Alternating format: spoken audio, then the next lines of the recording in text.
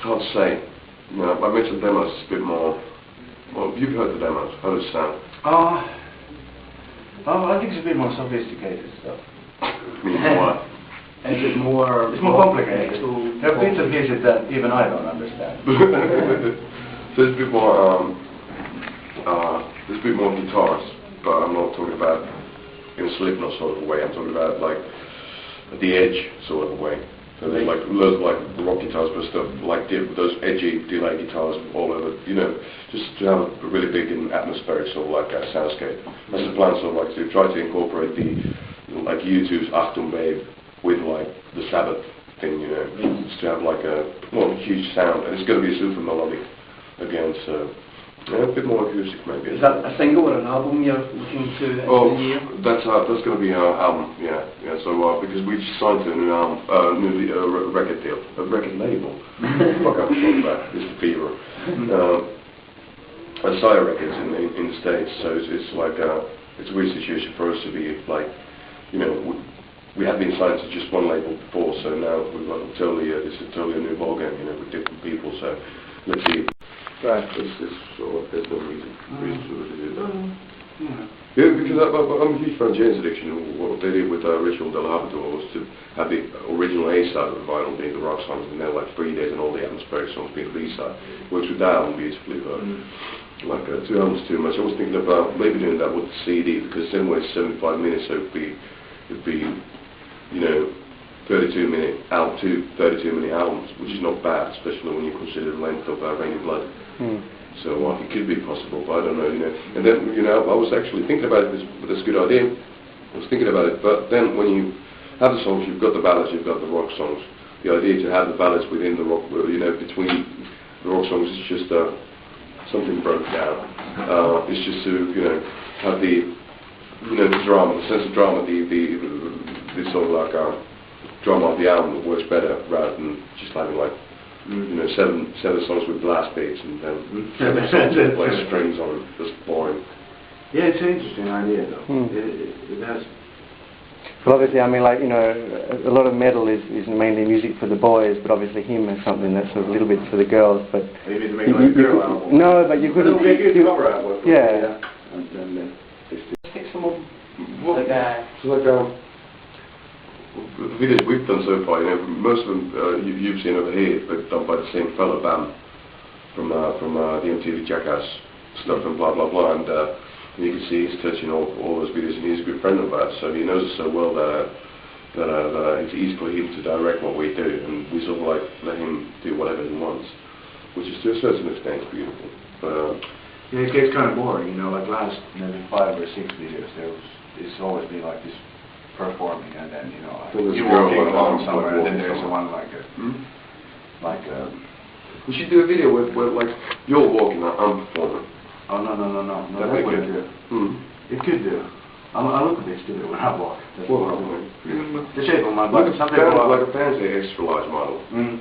These boots are not meant for walking, I would say. Oh, they like super lot of money, because videos cost a lot of money, and especially when they're done in England, for example, that like just hiring a fucking studio costs like, you know, 50,000 quid a day, which is like ridiculous, because you like record an album, do the cover artwork for about 100,000 quid, and you like work on that for a long time, and then you spend usually exactly the same amount of money, or even double the amount of money on 3.5 minutes, and you never know what you're going to get. Which is like those people having their ideas, yeah, let's put you there in this castle, and then in the post-production we'll do this and that. It's sort of like, you know, what the fuck are they talking about? Of course, it's easy for Eminem or some of the rappers in Christina Aguilera and stuff like that. I've heard the budget, like $2 million, for example, for a video. You can do whatever you want with that. But, you know, it's unfortunately we're not in that. Don't have the status for that yet. Being in him and touring extensively, you must have experienced quite a few unusual events and happenings.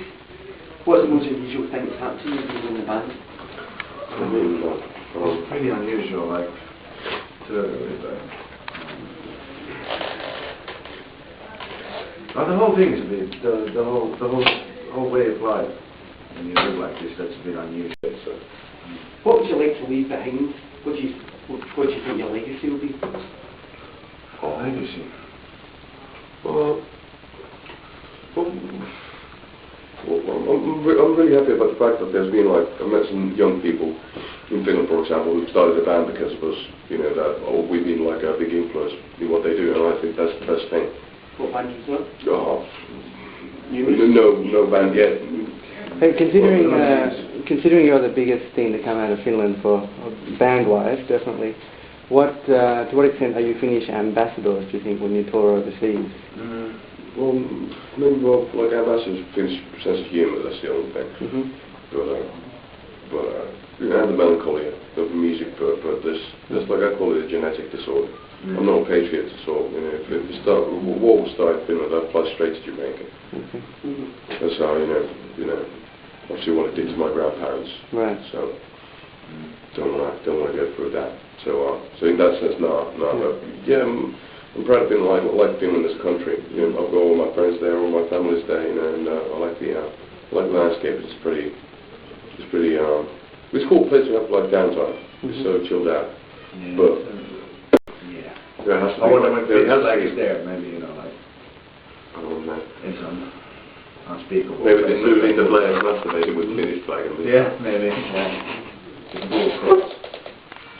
So, when you guys came over to the UK, you already had a couple of albums released over in Finland. How does it feel to build up a fan base again, like over in another country? Is that like really hard for you, or really enjoy it? Well, I think they're cool in the way that it seems that creating pancakes. Yeah, that's the thing. You know, like sounds stupid, if you see it that way, then it's really hard. Let's say a bit of following. It's been happening on different levels in each and every country, which is really cool. That when we're fairly well known in Finland, nobody knew us, for example, in Germany. Then we started touring around there, like around Europe, and loads of tours, loads of little tours played from like.